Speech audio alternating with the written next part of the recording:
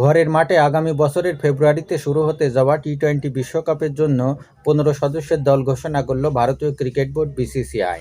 সব সেই দক্ষিণ আফ্রিকা সিরিজের দল থেকে দুটি পরিবর্তন আনা হয়েছে। বাদ পড়েছেন top order batsman Shubman Gill ও জিতেশ শর্মা। তাদের জায়গায় ২০ দলের টি-টোয়েন্টি বিশ্বকাপ স্কোয়াডে ফিরেছেন উইকেটকিপার ব্যাটসম্যান ঈশান কিষান ও রিঙ্কু সিং।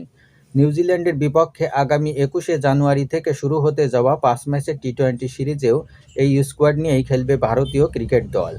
ব্যাট হাতে ২০২৫ সালটি ক্যারিয়ারের সবচেয়ে বাজে সময়ের মধ্য দিয়ে পার করলেও সূর্যকুমার যাদবের কাঁধেই থাকছে অধিনায়কত্বের ভার।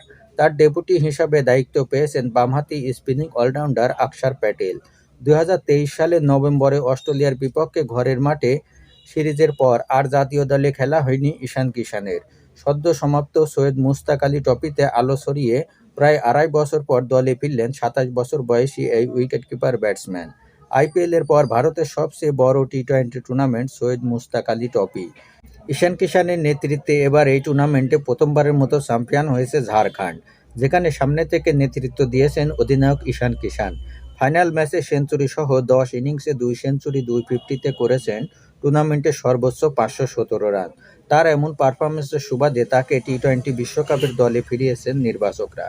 বিশ্বকাপের আগে কিউইদের বিপক্ষে ৫ ম্যাচের টি-টোয়েন্টি সিরিজেও খেলবেন এই বামহাতি ব্যাটার। জিতেশ শর্মা বাদ পড়ায় প্রথম পছন্দের উইকেটকিপার হিসাবেই দলে থাকছেন সঞ্জু স্যামসন। মুম্বাইয়ের ওয়াংখেড়ে স্টেডিয়ামে আগামী ৭ ফেব্রুয়ারি যুক্তরাষ্ট্রের বিপক্ষে ম্যাচ দিয়ে টি-টোয়েন্টি বিশ্বকাপ যাত্রা শুরু করবে ভারত।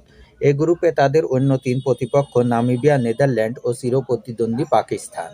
টি-টোয়েন্টি বিশ্বকাপ ও নিউজিল্যান্ড সিরিজের জন্য বিসিসিআই ঘোষিত ভারতের পূর্ণাঙ্গ স্কোয়াডটি হল সূর্যকুমার যাদব, অভিষেক শর্মা, সঞ্জু স্যামসন, তিলক বর্মা, হার্দিক পান্ডিয়া, শিবম দুবে, অক্ষর প্যাটেল, রিঙ্কু সিং, জাসপ্রীত বুমরা, হর্ষিত রানা, আশদীপ সিং, কুলদীপ যাদব, বরুণ চক্রবর্তী, ওয়াশিংটন সুন্দর এবং ঈশান কিষান।